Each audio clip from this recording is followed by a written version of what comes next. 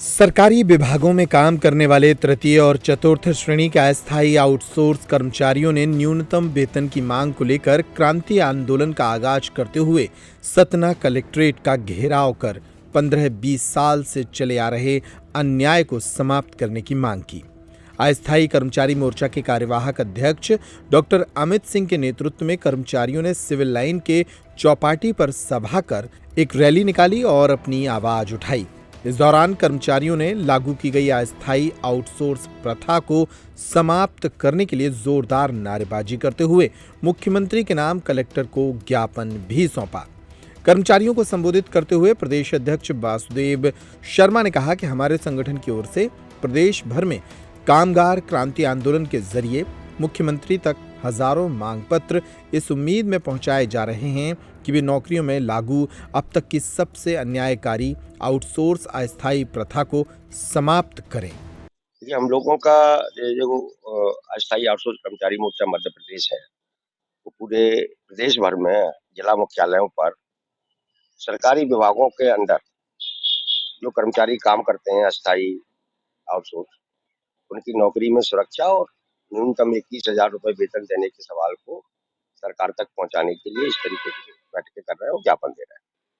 मध्य प्रदेश में पिछले 15-20 साल में तृतीय और चतुर्थ श्रेणी की नौकरियां नहीं दी गई, जबकि सबसे ज्यादा नौकरियां यही होती हैं।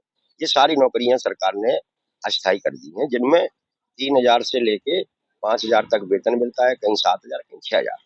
पूरा नगरीय निकाय, पूरा ग्राम पंचायत है, पूरा आपका एमपीवी, पूरा सरकारी विभाग, सारे के सारे आउटसोर्स अस्थायी कर्मचारियों की दम पर चल रहे हैं और इनके साथ बड़ा अन्याय हो रहा है। एक तरीके से इनकी स्थिति गुलामों तक जैसी है। पंचायतों के चौकीदार वगैरह है, इनको 3,000 5,000 मिलते हैं। देखिए, निराकरण हम लोगों ने न्यूनतम वेतन का मुद्दा उठाया। पिछले 10 साल में न्यूनतम वेतन मध्य प्रदेश में रिवाइज नहीं हुआ था। हम लोगों के उठाने के बाद 1 साल पहले न्यूनतम वेतन रिवाइज हुआ, जो फिर न्यायालय में 1 साल तक मामला चला। अभी उसको इन्होंने लागू किया है। आज मध्य प्रदेश में न्यूनतम वेतन 11,850 है। हम लोगों की मांग है कि 11,850 हर उस काम करने वाले व्यक्ति को मिलना चाहिए जो सरकार का किसी भी तरीके का काम करते हैं। ये न्यूनतम है, मतलब अकुशल का वेतन है। तो चपरासी को, चौकीदार को, भृत्य को इनको मिलना चाहिए। और कुशल है, उच्च कुशल है, इनके अलग अलग 16,000 17,000 तक अधिकतम वेतन है। ये मिलना चाहिए लोगों को, यही नहीं दिया जा रहा है। हम लोग 1 साल के लगातार बोलते रहने के बाद न्यूनतम वेतन को बढ़वाने में सफल हुए। अब हमारी लड़ाई वो न्यूनतम वेतन दिलाने की लड़ाई है। तो ये जो कामगार वर्ग की लड़ाई है, वो अलग अलग स्तर पर अलग अलग तरीके से चलती रहती है। नहीं, मान लीजिए जो लड़ाई लड़ रहे हैं आप, इस पर अगर मांगों को पूरा नहीं किया गया तो आगे क्या आपकी रहेगी?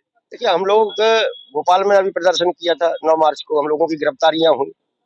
हम लोग अपनी बात सरकार तक अलग अलग लोकतांत्रिक तरीके से कार्यक्रम करके पहुंचा रहे हैं।